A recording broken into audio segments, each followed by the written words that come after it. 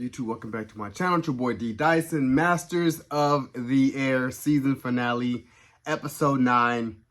Loved every minute of it. Didn't want it to end. And still emotional on the way out. You know, I love how this episode opened up where we're with Rosie and he's basically going on essentially like his last mission. And the detail, like I said, I loved every minute of the show because it showed the detail of being a bomber, being in a squadron, and just documenting the bloody 100th. And it was just crazy. And like I said, I love that the tension was when they're dropping the bombs. It was like we're falling with the bombs, and the visual of how the bombs are just dropping, and I'm just kind of like, man, it's just crisp. And then you run into some of the flak, and you know, some of his crew get killed in the flak, and then his ship is going down, and as he's like the last, you know, as the like the captain, like the person of the plane, he's the last one to go.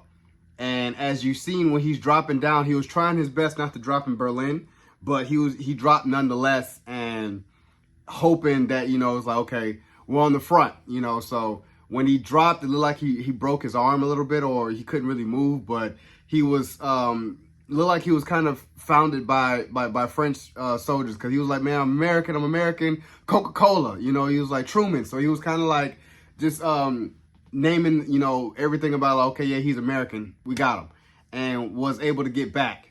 And you can tell as he was getting back, everybody was like, Rose, like they were just so happy that he made it back, because he was now the veteran of the whole squadron. And then we go over to Buck and Bucky, and the thing about, let me back up. The thing about Rosie's return was, you know, he saw the actual concentration camps, and even the German soldiers were putting a nose over their, you know, their hand over their nose, because the smell of death was in the air.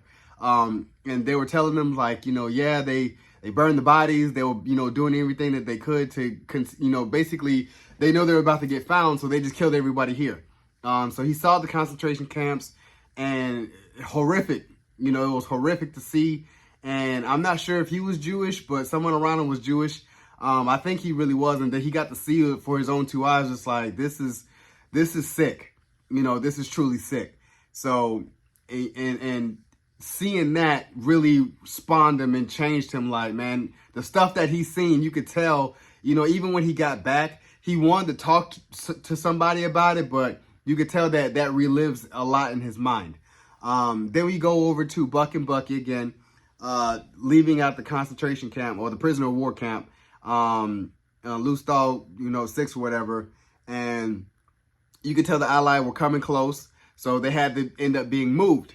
And they're going through those harsh conditions of walking, and you're just seeing the P-51s, just like, we can hear them. And it's like, you know, and as they're walking, going through those conditions, and even the German soldier, the German officer, was falling down, and it looks like the guy who was, you know, in the previous episodes is like, man, you Jewish, huh? Because he heard his last name. He was the one that actually helped him up, and was like, you know, and he kind of like looked at him and was like, you. And, you know, it kind of showed the humanity in people. Like, I don't care, but we're all in this together, basically. We're all human trying to stay alive. And as Buck and Bucky, they got to the new prisoner camp, Buck knew somebody there, and he was like, hey, he knows more about baseball than you. So as they're kind of getting into it, and as Allied forces is growing more closer to them, German soldiers were kind of like, okay, we'll do anything we can to shut them up, you know. So they're, you know, anytime you seen a P-51 go by, and even they were shooting them in at night, and Bucky was going off, it was like, it was hard on them trying to find out what's going on. And then Bucky kind of had it, but Buck had told them, hey, I'm in. I'm ready to run. You know, I've been here long enough. I'm ready to go. So Bucky created that conversion. They got Buck out with 2 other soldiers, and hopefully that they made it. And then with Buck leaving out, you know, the 2 boys killed him in the woods. And I was kind of like, man, that's you're an inch close from freedom, and then, you know, 2 German kids kill you because they don't really know any better. And that was really, you know, messed up. But as they saw that white horse, I kept looking at it like that was symbolic of like the pale white horse in the Bible. So it was kind of like they're looking at it like, you know, we're going to make it almost, you know. So and then you kind of going over to, as Buck kind of finally makes it out, you know, he was kind of like, you saw another American soldiers, and he's like, we're American. And I was kind of like, man. So Buck made it out, you know, and then Buck finally made it back to their base after so much. And it's a bittersweet moment because you only seen Rosie and Crosby was the only ones that Buck ever known.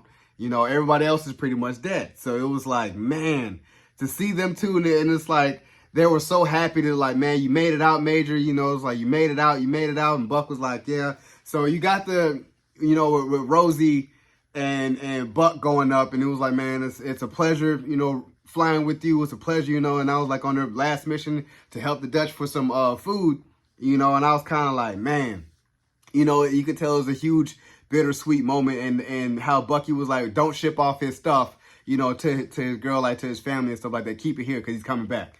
And lo and behold, as Bucky's still at the camp and seeing how the Allied was drawing in on the camp, and I love the moment when, you know, he put up the flag, and, you know, it's like, yeah, we made it. And I was kind of like, that was the emotional moment for me, where you saw black and white in there. It was just like, we're all American. We're all going home. You know what I'm saying? I was like, man, we're all going home. You know, despite the racism and the shortcomings of America, it was yes, we're going home. You know what I'm saying? We're alive. We made it. We made through all this stuff. We're going home. And that was a huge factor for me, you know what I'm saying, emotionally. And then another one was when Buck, when they were kind of coming from those missions, and then you heard Bucky over the here. It was like, man, yes, Gail, you know, he's like, man, can you repeat again, Tower? And it was Bucky. So I was kind of telling myself, and when Bucky saw Crosby, you know, it was like, man, you finally stopped throwing up. You finally stopped getting sick, like air sick. And I was like, that tells the length of time that they've never seen each other, because Crosby has been not being sick anymore, and he's been on the ground. So Buck and Bucky pretty much missed a lot, you know, from being gone for like more than probably like a year. So that's what I was telling myself. I was like, man. And like I said, they looking around. It's like they don't know anybody. It was just them two. So I was kind of like, whoa. It was such a bittersweet moment. And then the fact that, you know, you're hearing Roosevelt, was it, I think, or if it was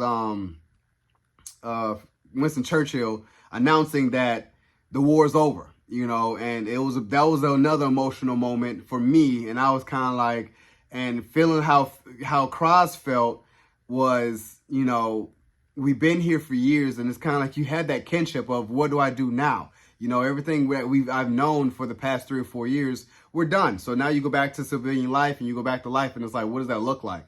You know, so that was kind of like, you know, but nevertheless, we're going home. You know what I'm saying? This war's done. We're finished. We get to go home. And it was such a bittersweet, because Bucky said it, you know, and Cross said the same thing, was like, you know, we're lucky to go home, but look how many people that wasn't lucky, you know, to be going home, or to even hear that. A whole lot of men gone.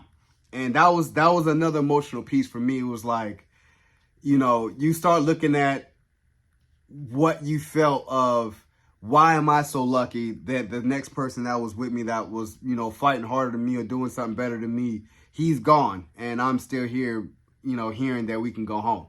That was strong. You know, that was a strong message. And I was like, man, that resonated with me a lot. And just seeing this, I was like, bar none, in my top 10 TV shows for this year, definitely in there. And that's why I was telling myself, I'm like, every single week, I wish we had seasons and seasons of this.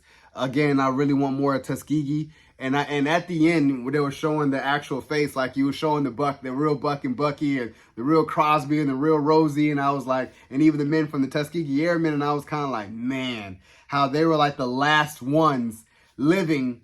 They were dying, you know, in the 80s, in the 80 years old. They were dying at 102, 104, stuff like that. So I was telling myself, I'm like, It was a lot. And I kept telling myself, why are they showing the Tuskegee Airmen on here in the end so fast when they were only in like one episode and then, you know, one or two? But it goes with the story because those were the men that were with Buck and Bucky in those prisoner of war concentration camps. So I was telling myself it was a collective effort probably putting into this book to make this book into a show.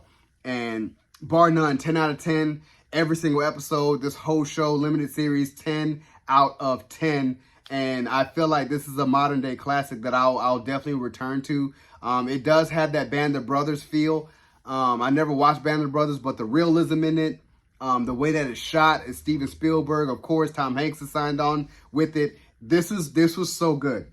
This was so good. The emotional aspect, what had you crying, the action, the anxiety, all of it. Everything was here for this show that I enjoy in watching TV.